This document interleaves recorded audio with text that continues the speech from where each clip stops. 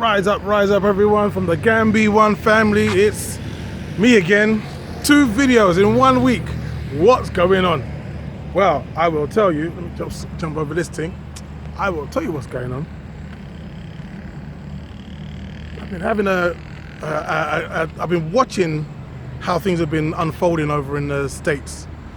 Isn't this cool when you have lots of adverts with people that look like you and the people you know? It's very nice. Been watching like the stuff that's been happening in the United States and how, you know, with the UK now completing their Brexit and how people are starting to complain. You know, I'm living in Europe and I don't have the same rights as I used to have. This Brexit thing that I ordered is not what I expected. There's people in the States who have been like, you know, quite happy for many, many years to sit back and watch the police take the living mickey out of black people, killing them, torturing. We've had people who've been strung up in trees. We don't know who the killer is or why they were killed. Maybe it was a suicide. All kind of nonsense has been going over in the States. And as Baba Malcolm X used to say, these are those chickens coming home to roost. They're here now. We're starting to see that the same people that you co-signed killing black people are now turning their attention to those co-signees. All that being said, it leaves me in a situation where I'm thinking about us, you know, the diaspora, wherever we are. Now listen, there are some people in the diaspora who wish to stay in the United States and who wish to stay in the United Kingdom and Canada and so on and so forth. And I don't see that being a problem for them, you know. In fact, I think in the long term, it may be a good thing because of the fact that so many of us who are repatriating back to the motherland, we now have direct connections, direct familiar family connections between those of us here and those of us who are in the diaspora.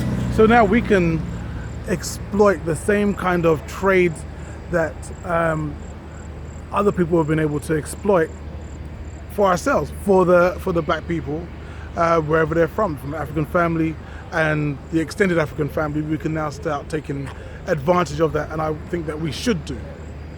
So I don't kind of like get hung up on too much like, you know, which team are you? Are you team repatriate, team, or team stay back where you're there? If you want to stay where you are, good. Let's work together. Let's not look at this as a problem. Let's look at this as a way forward. All that being said, the reason why I wanted to talk to you though is because what I'm noticing with all this kind of rhetoric and things kicking off is that, you know, we need to bear in mind that we were brought to the Caribbean and to the United Snakes for a reason. We were taken from this continent, even from this country, especially this country actually, the country of Gambia.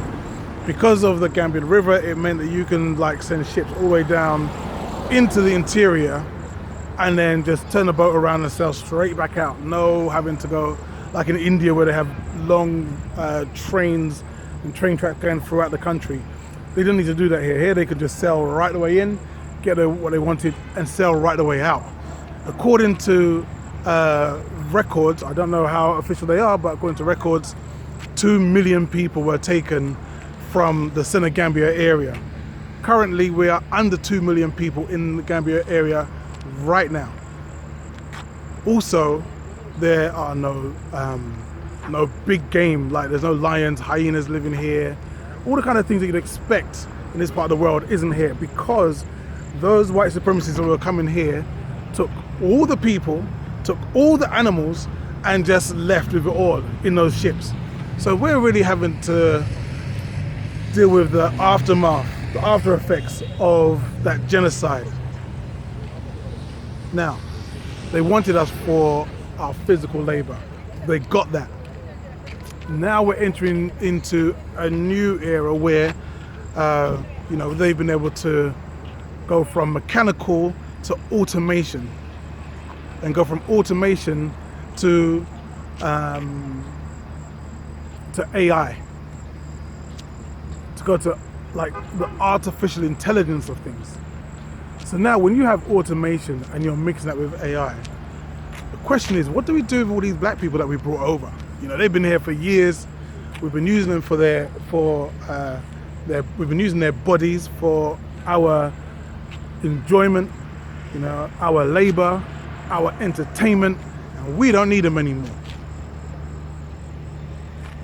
So we're seeing that we are now become access to requirements. We're no longer like needed anymore, and people are treating us as such. We're seeing that there are a lot of people who are getting hit by this whole coronavirus thing, not only you know, through their health or lack of it, but also, you know, the work is drying up, the money is drying up, and it's us again who's getting affected the worst.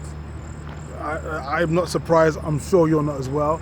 It's always been that way. We always seem to be at the bottom of any kind of social economic table.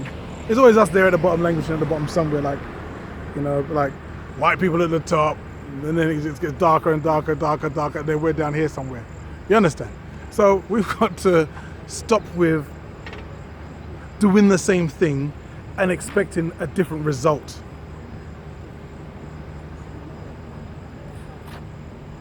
This place that I'm sitting on, this place that I'm standing on, this land is very fertile land, you know.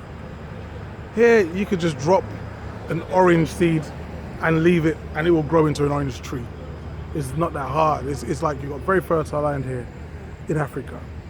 And not only is there fertile land, but there are amazing minerals that people spend a lot of time and money trying to get their hands on. The food here is better than the food over there in the West. I believe, in this conjecture, the reason why, you know, this pandemic isn't working according to plan over here as it is over in the West is because, for the most part, people are not, that's a bit better, people are not eating the same amount of Monsanto and so on and so forth that are being fed to them in the West. So people have been able to have a stronger immune system, and a stronger immune system means that we're dealing with this thing, whatever it is, better than those who have all the benefits of modern medicine. We have a choice to make. And I'll tell you, the choice may not be that easy. Or even if you do choose to come over here, getting here may not be that easy. A lot of people are finding it very difficult to be able to move themselves, move their money, and so on and so forth, because there are all these restrictions in place. And we're going to have to find a way anyway. We're going to have to sacrifice. We're going to have to find ourselves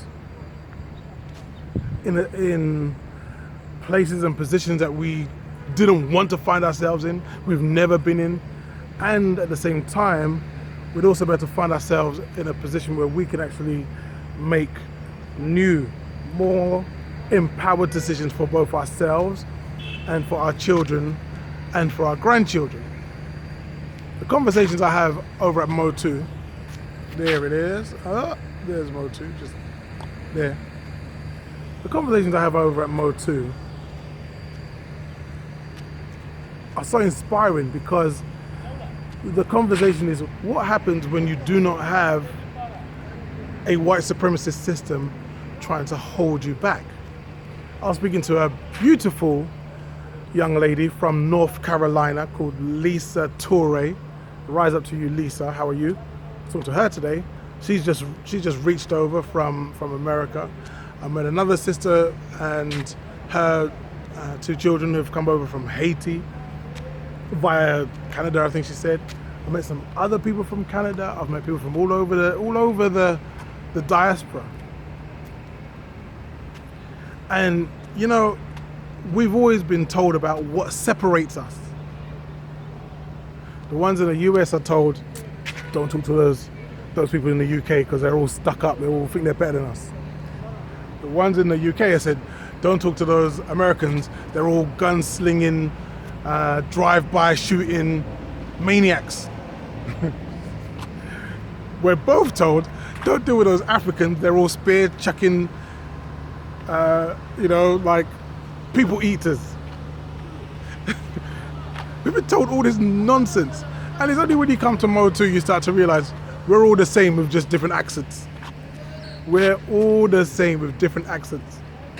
All of us, we have things that are cool, and there's all of us that have things that is not cool. But one thing I can say, that as a whole, we are the dopest set of people on the planet.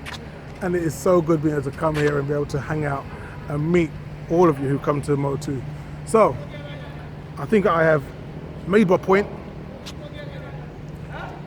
Just in case I haven't, that point being that, you know, we are in a time of flux, we're in a time of change, and as such, we may need to make decisions that we haven't been willing to make before. We may have to make moves that we are not fully prepared for, and yet we are still able to do it. We still can make it happen. Right now, the African continent, the way the African people are being viewed is like a herd of cows eating on grass that is on top of a gold mine. Like, we are only just scratching the surface. We haven't even started yet. There's so much good stuff down there that we don't even know about, and we've got to be willing to put in the work to find out. Oh look, here's another one of our beautiful sisters, the sister Yaya. She's from the UK as well. Yeah, wonderful things are happening. So look, take care of yourself, make your decisions as well as possible. Get in touch if you need to, it's all good. We'll see what we can do. And until then, this is your brother Mali, and I'm signing out. Peace.